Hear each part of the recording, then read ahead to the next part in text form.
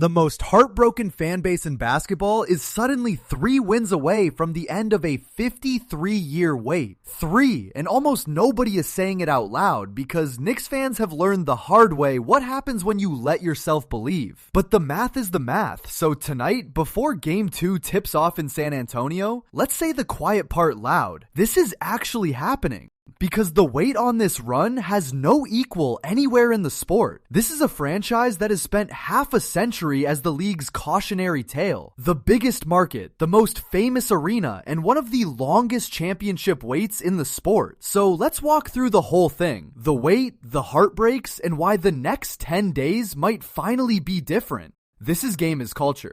Real quick before we get into it, if you like breakdowns that actually show the math instead of just yelling takes at you, go hit subscribe. It's free and it genuinely helps, so click it. First, understand how long 53 years actually is. The New York Knicks last won an NBA championship in 1973. They beat the Lakers 4-1. That is 53 years ago. Every single Knicks fan under the age of 60 has never seen their team win at all. Entire generations have been born, grown up, had kids of their own, and passed the misery down like a family heirloom. And think about what the world looked like in 1973. There was no three-point line. The NBA Finals weren't even always shown live in primetime. Willis Reed and Walt Frazier were the faces of that team. Since that night, the league has crowned champion after champion, dynasty after dynasty, and the Garden has watched every single one of them from the outside. And it's not like they never got close. That's the cruel part. 9 times in franchise history, the Knicks have reached the NBA Finals. Only twice did they finish the job, in 1970 and 1973. Since then, 2 more trips, and 2 of the most painful losses in the sport. 1994, a 7-game war that slipped away, and 1999, a 5-game loss as the underdog. Close enough to touch it, never close enough to hold it. And here's the twist of the knife that makes this series almost poetic. The last time the Knicks played in an NBA Finals in 1999, the team that beat them was the San Antonio Spurs, the same franchise standing across from them right now. So New York walked into a Finals that doubles as a reckoning, a chance to settle a 27-year-old score against the exact team that started the silence. So when you see Knicks fans refusing to celebrate a 1-game lead, understand the scar tissue. This fan base watched Ewing's finger roll rim out. They watched a championship window slam shut in 5 games. They have been trained by decades of evidence to expect the floor to give out, which is exactly why what's happening right now feels so dangerous to them. Hope. Now here's why this time might genuinely be different. Because on Wednesday night, the Knicks walked into San Antonio, into the building of a 62-win team, and won Game 1 by 10, 105-95. They didn't sneak it. They controlled the fourth quarter. They defended at a championship level, and they took home court advantage away from the favorites in one night. So do the simple math. A championship takes 4 wins. New York already has 1. 3 more and the wait is over. And because they stole Game 1 on the road, the path runs through Madison Square Garden, where Games 3 and 4 are waiting. The Knicks don't need a miracle anymore. They need 3 wins, and they get to chase 2 of them at home.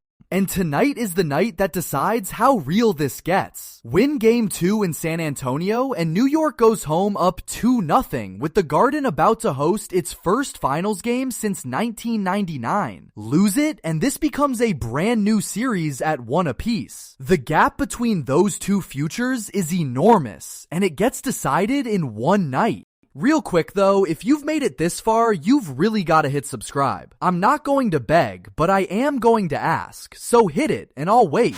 Now let's talk about the math of going up 2-0. Historically, teams that take a 2-0 lead in the NBA Finals go on to win the series the overwhelming majority of the time, roughly 9 times out of 10 as a historical reference. Because you're not just 2 wins ahead, you've taken both of the other team's home games and handed them a near impossible hole. That's what's sitting on the table for New York tonight. and the schedule makes it even heavier. Win tonight, and the Knicks come home needing 2 wins from 3 straight games at Madison Square Garden. Imagine that building, a finals at the Garden for the first time in 27 years, with the team 2 wins from ending the wait. The noise alone might be worth points. That's the future one road win unlocks. And think about who they'd be doing it for, because there are fans who were at Game 5 in 1973 as kids who are now in their 60s and 70s still showing up. There are people who have spent more money and more heartbreak on this franchise than on almost anything else in their lives. 53 years of buses, of bars, of bad winters. For a fan base like that, 3 wins isn't a sports story, it's a life event. And the players know it. Jalen Brunson grew up around this team. His father played here. Josh Hart and Mitchell Robinson have lived the rebuild. This roster wasn't flown in from somewhere else to collect a trophy. It was built piece by piece in front of the people it's now playing for, which makes the chase feel less like a business trip and more like a debt being repaid. And think about what ending it would actually unleash. Because a Knicks championship would swallow the city whole with 53 years of pressure behind it. The parade routes have been theoretical for half a century. The Garden Marquee has never had this announcement to make in the smartphone era. There are bars in Manhattan that have been waiting longer than most NBA franchises have existed. When a dam that old breaks, it doesn't trickle, it floods.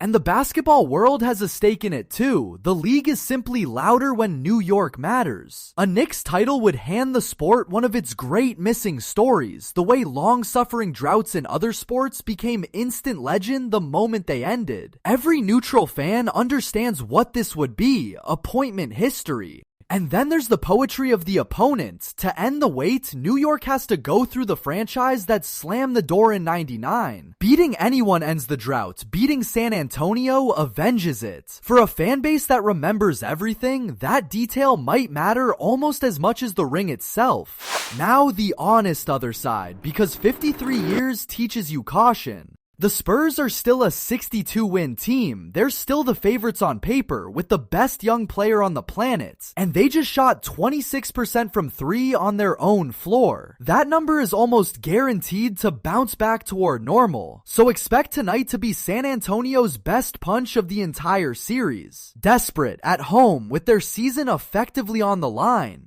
And no fan base on earth knows better than New York's that a lead is not a trophy. Up 1-0 has gone wrong before. Up 2-0 has gone wrong for other teams too. The wait doesn't end at 3 wins or at match point. It ends at 4. Until then, the 53 years stay open. That's the deal, and Knicks fans know it by heart. So I'm going to leave it with you. Is this finally the year the longest wait in New York sports ends, with this team against the same franchise that started the silence in '99? Or does San Antonio slam the window shut one more time, starting tonight? Game 2 is in a few hours. 53 years are watching, so tell me down in the comments. And if you enjoyed this video, please be sure to subscribe. We're in a race to 1,000 subscribers, so please join the family.